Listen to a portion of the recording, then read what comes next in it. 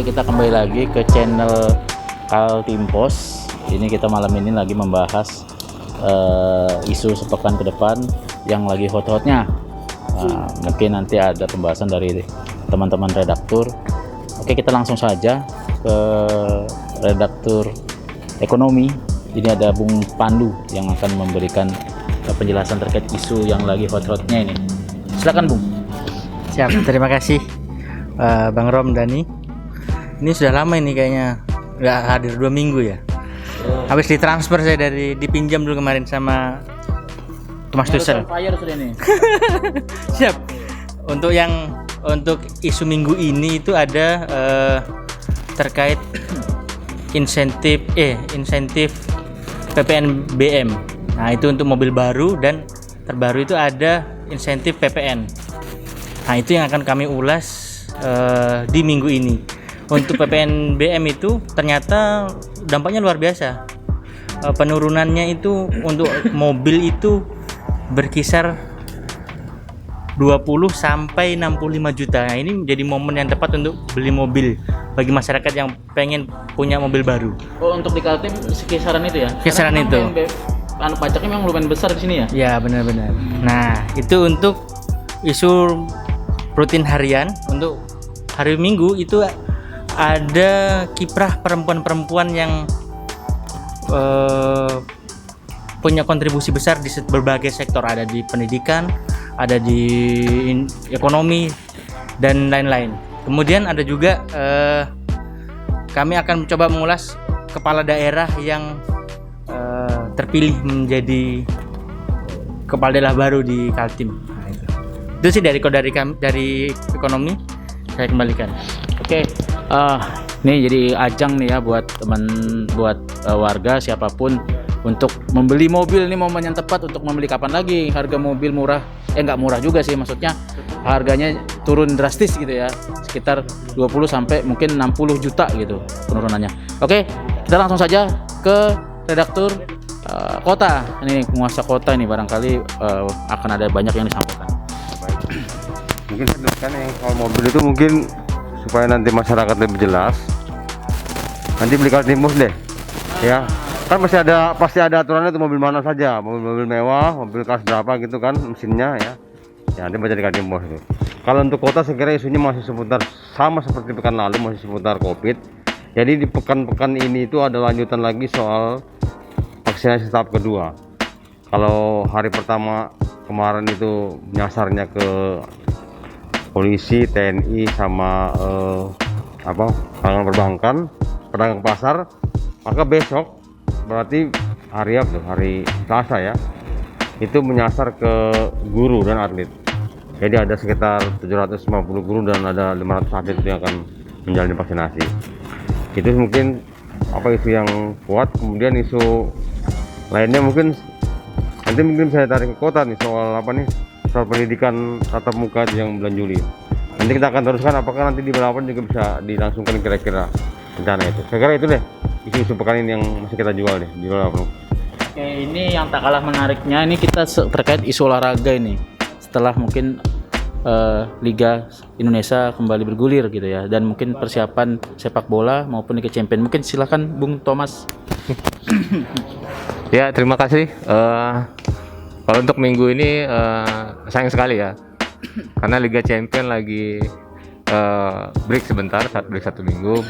Liga Eropa juga break 1 minggu, karena pemain juga capek nih. Main bola sampai jam 6 kan, jam 6 pagi main bola. Capek, apalagi yang kerja sampai jam 6 kan. Ya, jadi minggu ini untuk sepak bola kembali ke lanjutan Liga Elite Eropa, ada Liga Champions, ada Serie A, ada beberapa big match. Kalau untuk minggu ini ada nanti Liverpool sama Chelsea itu pertengahan pekan, dan juga yang menarik ini dari bulu tangkis, karena pekan ini juga mulai Swiss Open. Jadi ya minggu depannya baru All England. Ya, memang tim bulu tangkis Indonesia agak membagi dua ini prioritas dalam mengirimkan wakil-wakilnya, karena waktu juga mepet. Dan untuk Swiss Open itu ada 10 wakil dengan 2 yang untuk proyeksi Olimpiade, jadi diharapkan bisa meraih poin tinggi untuk bisa mengamankan posisi di Olimpiade. Nah, terus di All England itu ada 7 wakil unggulan bulu tangkis. Nah, kita harapkan Praven Jordan itu sama Melati bisa mempertahankan juara. Kemudian ada juga finalis sebelumnya, Marcus Gideon dan Kevin Sanjay juga bisa juara karena tahun lalu mereka kandas di final. Ya mungkin itu aja. ya cukup itu aja. Oke, terima kasih Bung Thomas. Kita sekarang ke Bung Rizky untuk sajian utama Kaltim Pos. Silakan Bung. Ya, untuk halaman 1 atau halaman utama di Kaltim Pos edisi besok Selasa tanggal 2 Maret 2021. Yang pertama, kita akan masih mengulas soal perkembangan soal RDMP Kilang Balikpapan, yang mana tahun ini menjadi puncak dari kegiatan RDMP itu ya. Salah satu mengapa disebut puncak adalah rekrutmen tenaga kerja ya, yang cukup besar pada tahun ini, yang hampir sekitar 15.000 tenaga kerja. Ini masih menjadi kabar baik tentunya bagi pencari kerja, tetapi yang harus diingat bahwa yang dibutuhkan adalah high skill. Jadi memang harus tahu skill juga lah, apakah bisa layak dikerja di situ atau terpaksa harus rekrut dari luar gitu. Itu yang akan soal RDMP Kilang Balikpapan. Yang kedua, kita akan mengulas soal perkembangan soal Bendungan Marangkayu. Ini bendungan terbesar yang ada di Kalimantan Timur, luasnya sekitar 535 hektar, ada di Kutai Kartanegara. Masalahnya proyek sudah selesai, tapi masalah lahan penggenangan ini mau digenangi tapi lahannya belum bebas gitu loh.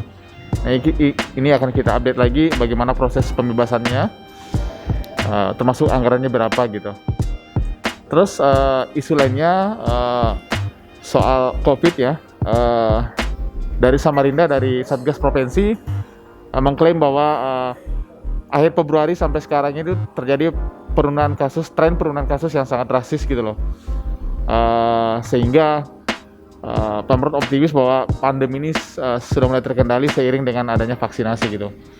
Dan kabar lainnya adalah tidak ada refocusing anggaran lagi, jadi anggaran sudah di-plot dan diharapkan tidak ada refocusing lagi, sekitar 250 miliar. Terus yang terakhir soal update sidang perkara korupsi di Perusda PT Agro Kaltim Utama. Hari ini ada sidangnya, tapi pemeriksaan saksi ahli dari pihak yang tersangka gitu loh. Dan untuk isu sepekan ini kita masih memantau soal vaksinasi. Kita akan buat angkanya sudah berapa orang atau ribu yang sudah divaksin di Kalimantan Timur. Dan ini tahun ini juga menjadi momen setahun COVID di Kalimantan Timur. Jadi kita akan menyiapkan ulasannya setahun COVID di Kalimantan Timur. Saya kira itu dulu isu yang akan gambaran isu harian kita maupun mingguan di Kaltim Pos khusus 81. Oke, terima kasih. Mungkin untuk sajian akhir pekan nanti kita akan mengulas soal Hari Perempuan Sedunia. Ini kita akan lagi menjaring ini perempuan-perempuan inspiratif di Kaltim. Nah, nanti kita akan sajikan itu di hari Minggu. Nah, siapa saja mereka? Ya, beli korannya. Oke, saya rasa itu. Terima kasih. Assalamualaikum warahmatullahi wabarakatuh. Selamat malam.